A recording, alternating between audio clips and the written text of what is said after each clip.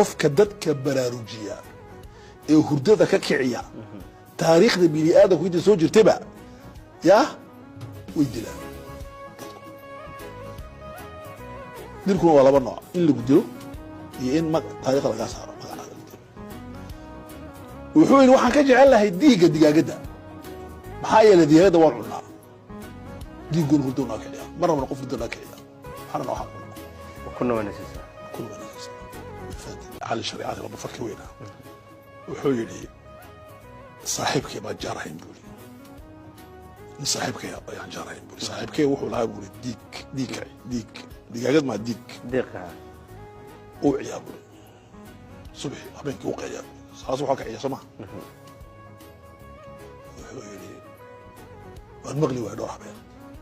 سبحان الله سوق ما مغلي وحيدي ninkii baan u tagay saaxiib waxaan keenay buuri maxaa dhacay wuxuu qeylinahay baalki xagga hoos oo hadda diiqi diiqi baa tiri aniguna diigi baa oranaa wuxuu yidhi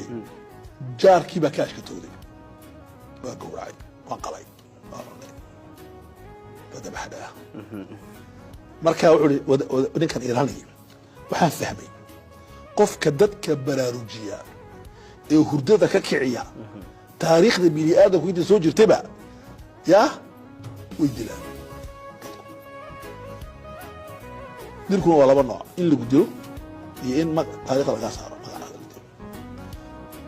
wuxuu yidhi waxaan ka jecel lahay diiga digaagadda maxaa yeelay digaagadda waan cunaa diiguna hurdo naa kiciya mar rabna qof hurdo naa kiciya maxaana noo xaq كنا ونسيسا ما شاء الله مهم جدا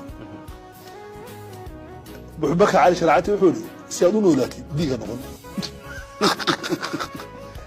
لكن سياد dadka ugu baadisay diig noqon martay aan umada baadisay diig noqon ka cabso qof runta sheeg marka runta aan sheegayna way la dhibaysaa laakiin waa sheegayna